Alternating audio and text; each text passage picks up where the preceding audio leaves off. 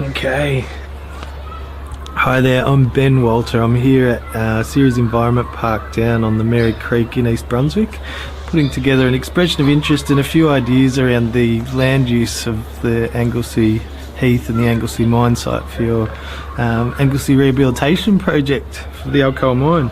So I came across the project sort of late last year. I had my 40th birthday up at the Sokil Ukrainian Scout Camp on Breakfast Creek Road in the Otways there. From there, so contacted Alcoa, spoke with Kate Betts, and was invited to the May meeting. It was a great meeting. It was good to see all the stakeholders. You're having a really good discussion. I think everybody seems to be being heard, and it looks like a really good process. Okay, so I, along with Sophie Edwards, run CERES Global, which is a project of the CERES Environment Park. For those of you who are not familiar with CERES, it's not the town just near Warm Ponds, just outside Geelong. It's 11 acres on the side of the Mary Creek in East Brunswick. It's an old bluestone quarry that was then a tip, and it's a rehabilitated landfill that's now been a community park for about 40 years. So early 80s, local community got together, approached the council and took over the site, rehabilitated it, and then have now established it as a hub in the community around sustainability and the environment.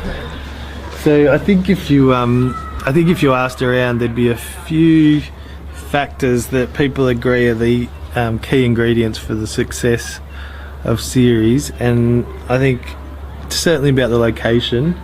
There's strong local support demonstrated in the membership and patronage of CERES. The passionate core community that drive initiatives, enterprise, activity, and the cultivating of the community here at CERES.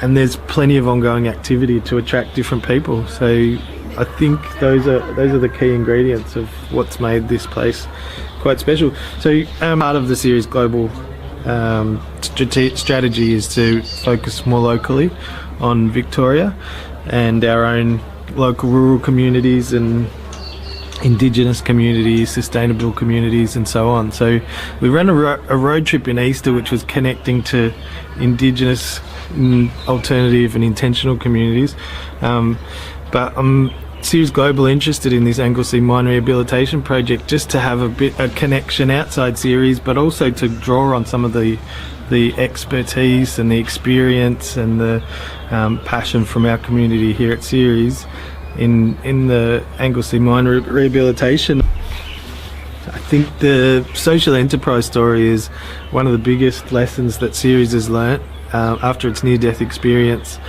after the Jeff Kennett funding cuts, and the transformation of CERES to be 95% self-sufficient now financially is huge. It means that each of the areas stand on their own feet. So the restaurant, the market, propagation, CERES Global all have their own budgets that are able to employ their own staff, and that's great resilience for CERES as a whole.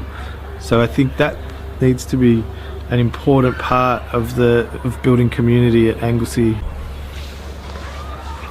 So my proposal to how to approach building and fostering community from the outset for the Anglesea mine rehabilitation project is to create that core community. I think you need passionate people employed in roles initially for 12 or 24 months to be a sounding board for ideas, spark and seed startup enterprise, try on different ideas, work on extending existing enterprises from Anglesea and from the CERES community, and just attract the people and the activity that will then prevail for years to come.